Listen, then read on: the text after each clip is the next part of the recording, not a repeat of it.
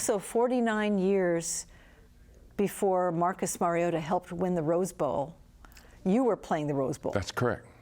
That's correct. I was probably the first Samoan that played in the Rose Bowl. I'm not sure of that. When you're raised in Hawaii, I mean, ethnically, I am of Samoan mixed. Culturally, I am of Hawaiiana. When I'm raised with people here, they would have an influence on the way you look at things in life. And I knew that go up there, don't shame your surname, don't shame yourself, and don't shame the state that you're from. And that was the driving force for all of us who were up there. Before Marcus Mariota, there was Bob Apisa, a Samoan recruited from Hawaii who also made history on the football field nearly half a century ago. Bob Apisa, next on Long Story Short.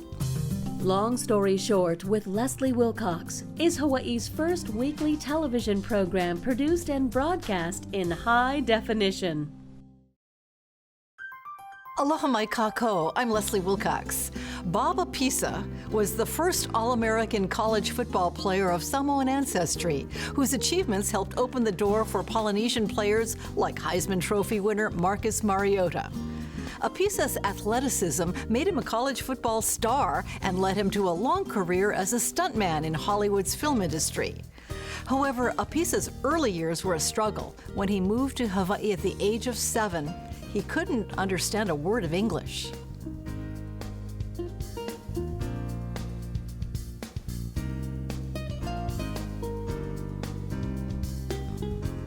Where were you born?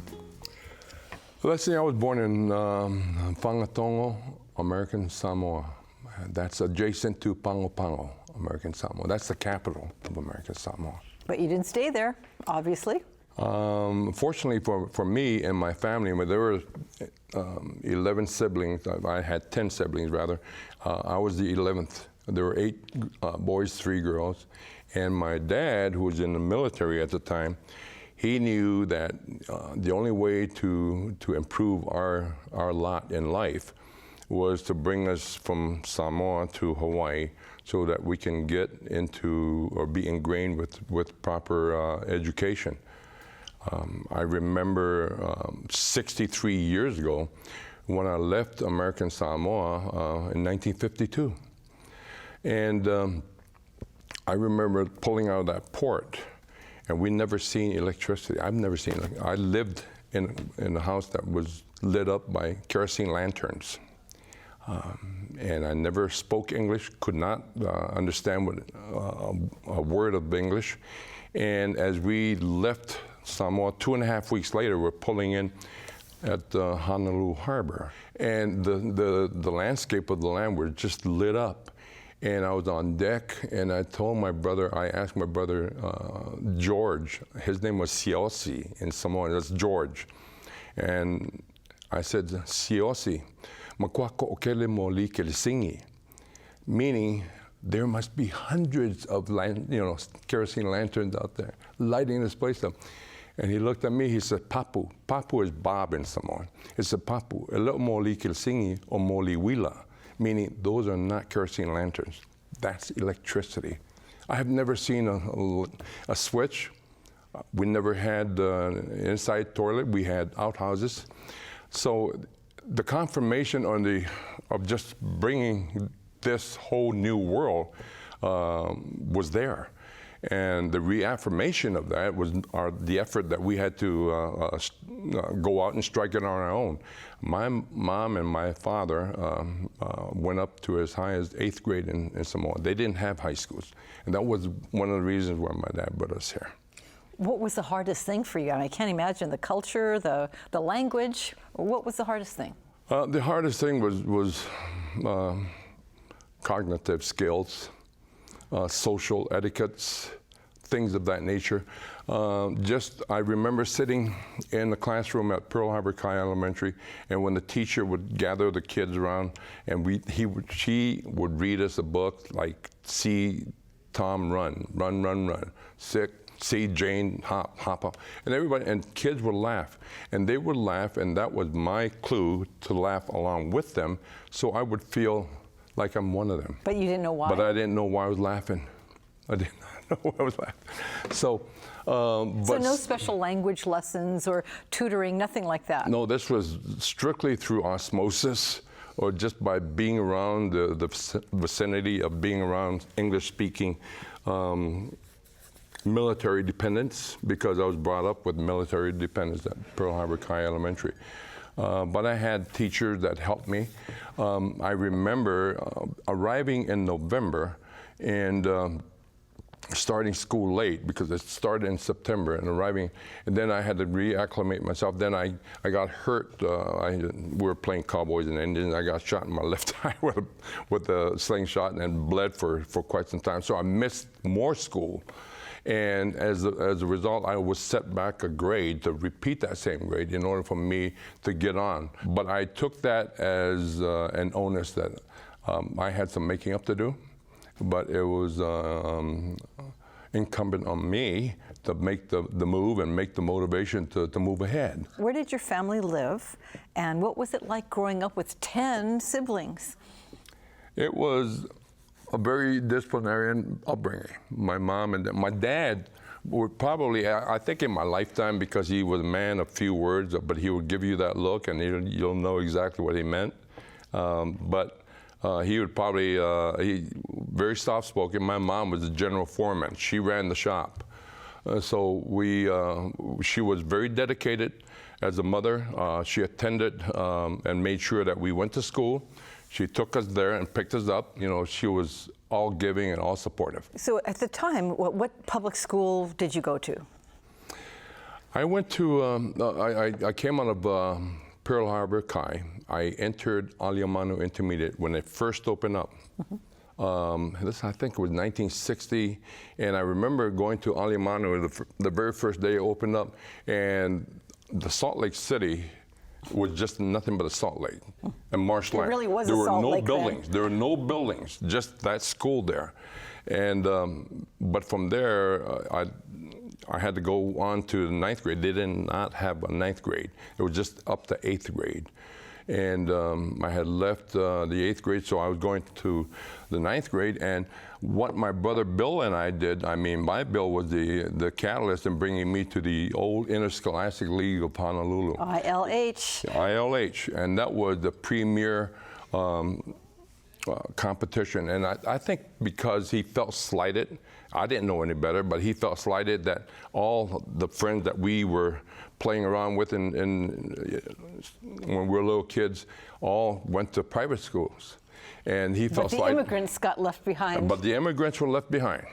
And so we concocted a story based on Bill's theory that if we had a district exception from someone that we can play at Farrington, because Farrington was in the ILH. So we asked my uncle, Reverend McMore, that's the Scotch part of my family, to use his residence address over at Republican Street in Kalihi. And he said, yeah, by all means. So that's how we ended up at Farrington. Bob Apisa says he didn't play organized football until he entered the 9th grade at Farrington High School. He was a natural at that and other sports as well. You did things like you were playing a doubleheader in baseball, and the coach ran you over to the Punahou relays, and you took 2 events there, and you came back and you played your second baseball game? Yes, that's very true. This is my senior year, and it was the spring of my senior year, and I had fiddled around with the track team so I can work out in my sprints and just starting off, because I knew I was a running back, I needed speed. But he needed a shot putter.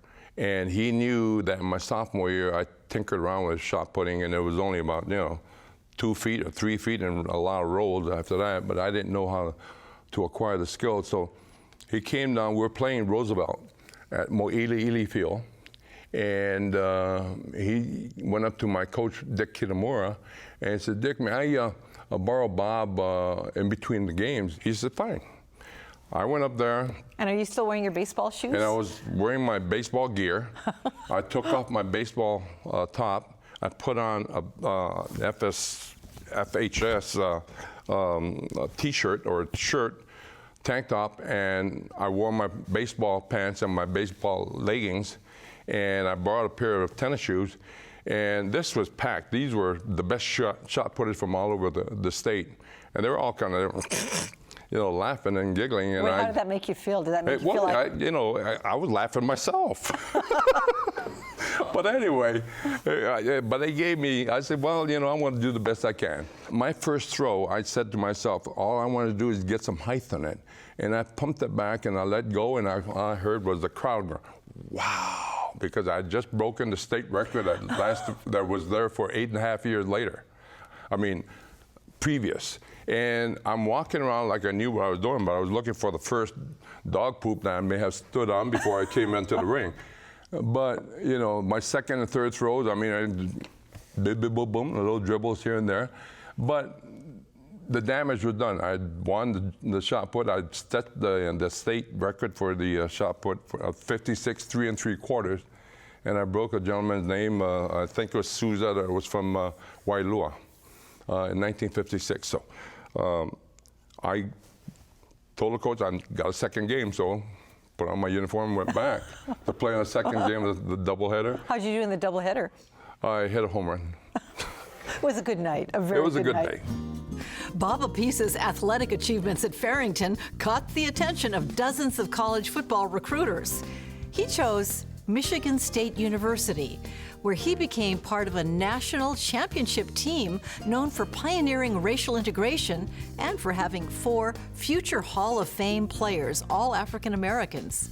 And he earned a spot in Rose Bowl lore.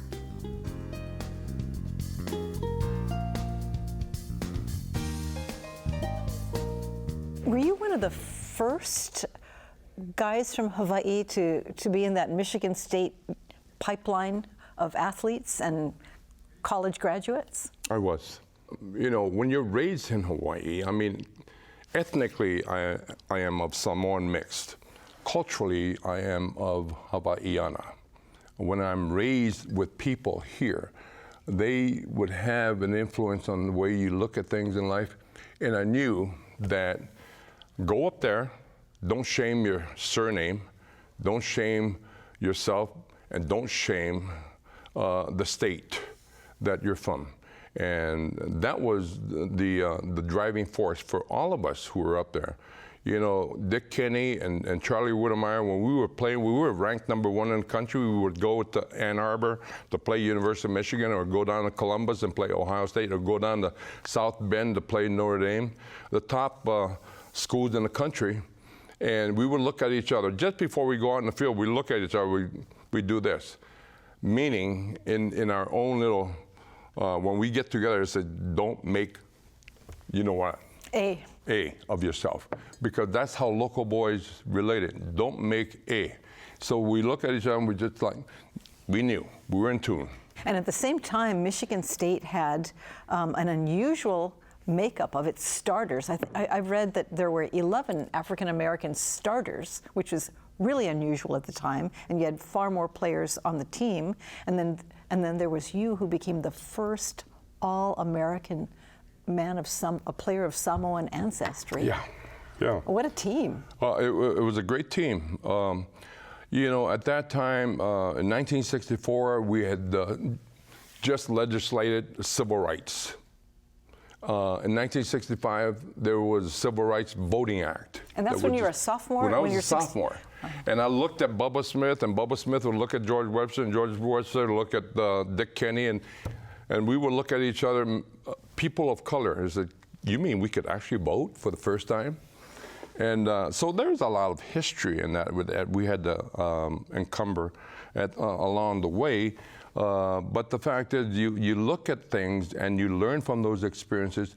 And having African Americans who were great athletes, being from the islands, again, we had this mantra that you're there to represent your people. You go out there and kick okole. Here we are at the granddaddy of all the bowl games, the Rose Bowl. So 49 years before Marcus Mariota helped win the Rose Bowl, you were playing the Rose Bowl. That's correct.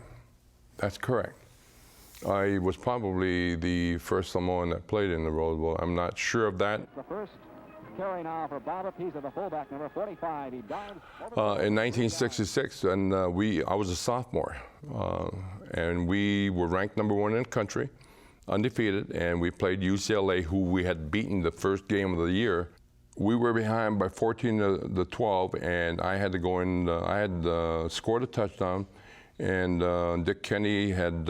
We went for a 2-point conversion instead of having Dick kick a field goal or a point after. So that made the difference. So when we scored the second touchdown, we had to make up 2 points, and I was given that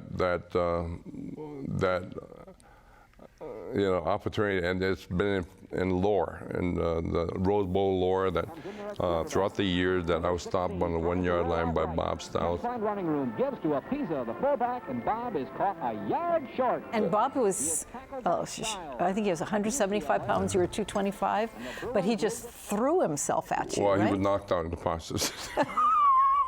But the fact of the matter, he did the job, and that's the important thing. You know, you only had about 4 major bowls back in those days, and the Rose Bowl was the granddaddy of them all. That was the big one, and that's what I wanted to aspire to play in when I left Farrington, to go to a conference that would give me a shot at playing in the granddaddy of them all. 10 months after that close loss in the Rose Bowl on November 19, 1966, Bob Apisa played a part in history, taking the field in a matchup dubbed the Game of the Century. It was the first ever live TV sports broadcast in Hawaii. I played in that game, and what happened was, prior to that game, throughout that week, people were just so jazzed up about the game of the century. We were both undefeated. Okay, this was Michigan State and? Notre Dame. And Notre Dame at that time had 1 minority on their team, just 1. They had maybe 27 in entire enrollment in South Bend. And that made them change and incorporate more people. But the fact that we were playing, I had a scroll with about 3,000 names sent to me from my high school, wishing us luck from Farrington. You know, those are cherished moments. And I remember knowing that when Dick Kenny and Charlie and I got together and said, you know, this is big time, guys. I mean, I'm a kid from Samoa, Halawa Housing, the Kalihi Valley, and we're playing big time. People are going to be seeing us live and direct for everything. And that game, I think it was Governor Burns at that time, I believe it was, that along with the legislature, and they petitioned the FCC, the Federal Communications Commission, to see if they can see it live and direct. So they got permission from them, and on the morning of November 19th, 1966, there was a little satellite revolving around Sydney, Australia. The satellite was called Lonnie Bird. And they had that satellite beam a signal to Sydney, Australia, ricocheted that signal across to Honolulu. And for the first time, you know, 6 hours earlier, people from Hawaii turned on their TVs, whether it's an RCA, whether it's the Zenith or a Motorola, one of those brands, with 2 rabbit ears. And with tinfoil at the end of it, and with a small screen. No cable television No back cable then. TV, and they turned it on. They saw this splotchy white, you know, black and white figures, and they finally saw the game, the first live telecast in the history of Hawaii. That's one of the proudest moments of my life. I know I speak on behalf of my departed brothers, Dick Kenny and Charlie Whittemire. That made us so proud. If there's anything that we're proudest of, is that we helped facilitate this state into the 20th century. After all the hype, the Game of the Century ended in a tie.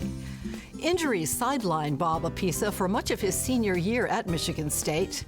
Still, he was chosen in the 9th round of the NFL draft by the late legendary coach Vince Lombardi, who was then general manager of the Green Bay Packers.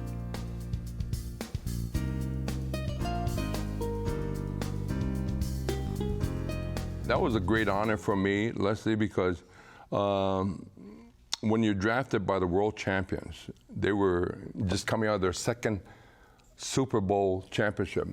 And I was hoping to get onto an expansion team like the Miami Dolphins at that time or Cincinnati Bengals. But lo and behold, I could hear vividly well Pete Rozelle, the commissioner, announcing my name over the PA, and I can hear them saying, drafted in the 9th round from Michigan State, blah, blah, blah, and I can hear this cheer, and my heart sank in a way because I wanted to go to a lesser, more developed team in developing. And here I am. I'm drafted by Green Bay, by Vince Lombardi. So, people would see that trophy named after him on every Super Bowl, and 80% of the country probably don't know who this man is. I was honored to be drafted by him. I shook hands with him. I talked to him. I negotiated my contract with him, and that's quite an honor. The fact of the matter is, to have that opportunity, to have that just the experience of someone who is so iconic in football folklore, and when I see that, and I'm tracing myself back to 1952 when that young man who stood in that boat who could not speak a word of English, and to where I am today, and those are some of the moments that I'm most proudest of. Your career with the Green Bay Packers was fairly short because I think you had serious knee damage, didn't you? Yes, I did. I signed a 2-year contract with them. I lasted a year. They paid my year off. And I knew I was, damaged goods to pursue an NFL career. And because I paid that price during my collegiate career. But I since have had prostheses. I have 3 hip replacements, 2 on my right, 1 on my left, and a left knee replaced. So I walk with a shuffle and a distinct gait and a gimp and a limp. And other than that, you feel good? Other than that, everything else is working. Right. Being a fullback, always working to move the ball forward, Bob Apisa didn't look back after the end of his football career. He went on to a 33-year career as a stuntman and sometime actor, following a chance encounter with a Hawaii Five-0 casting director. I sat there and there was this silver-haired guy with a beard, and he kept looking at me, and I'm saying, well, maybe I owe him money or something. So he finally came over, and he says, I'm Bob Bush. I'm the casting director for Hawaii Five-0, the original Five-0. And he says, you're Bob Apisa? I says, yes. He says, have you ever done pictures before? And I says, the only pictures I've ever dealt with is Kodak cameras and stuff like that. But he says, no. So he said, I'm giving you a card. Why don't you give me a call tomorrow? And I had a few days before I went back to Flint. And so I called him on the lark, and he said, why don't you come in? I'd like to see you. So I went down to the studio over by Diamond Head. Were you excited? No, I wasn't excited. I just was, I didn't know why he wanted me to come in. Because I wasn't involved with filming. I did not know what filming was. Once again, this is a first timer. And as I'm walking in through the door, I noticed that there were about 3 big guys like me. And as I'm walking through the door, Jack Lord exits his office, and he's looking right at me. He says, well, you're the guy I'm looking for. I turn behind, I'm wondering if he's talking to the guy behind me, but there's nobody there. And then Bob Bush came out and made the introduction. And so Jack Lord said, can you come tomorrow and do a little scene with us? I said, wow, geez, this thing is happening so quick. I mean, 24 hours later, I'm asked to come in another 24 hours later to do a jail scene with some people, some guys. And so I said, yeah, fine. I didn't mind doing that for just to kill time and get a paid day's pay. And he said something, the dialogue between him and James MacArthur, Dano at that time. So Steve McGarrett was saying this to Dano, and it didn't make sense. So Jack looks at me, he said, Bob, when I say this, just say, no, I didn't do it, or something to that effect. I don't quite remember. And so when he said this, and I said, no, I didn't do it, I was immediately Taft-Hartley'd into Screen Actors Guild. 48 hours later, no experience as an extra or anything.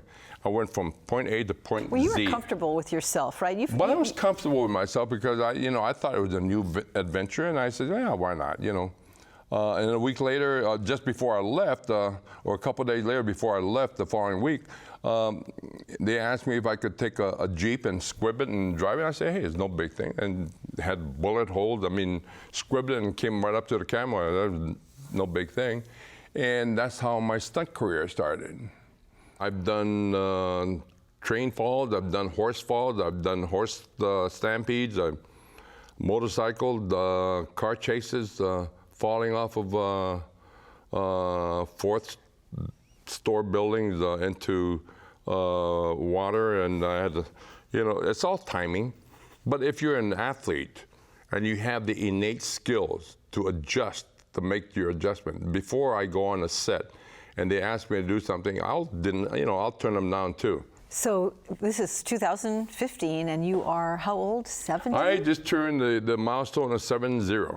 And so it's a new stage of your life. What's it like? I mean, you're officially retired.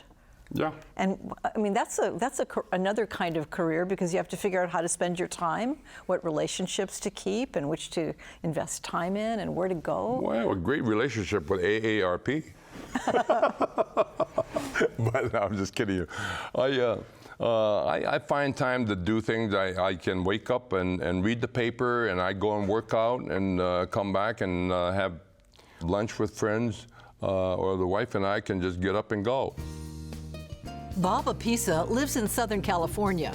At the time of our conversation in 2015, he was producing a project dear to his heart, a documentary about the Michigan Spartans' 2-year run as national champions and the team's groundbreaking impact on racial integration in college football.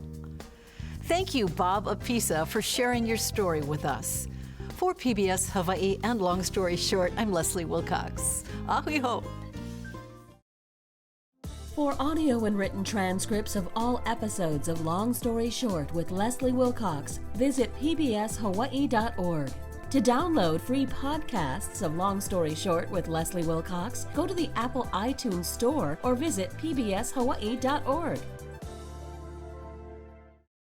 People always point out that Bob Apisa came first. He was the first Samoan to really make a dent in the national scene. So you were the Marcus Mariota of your time. Marcus Mariota is a gentleman that when I looked at that, the way he carries himself, I'm proud of him. He represents America. He represents the cross-section of all ethnicity.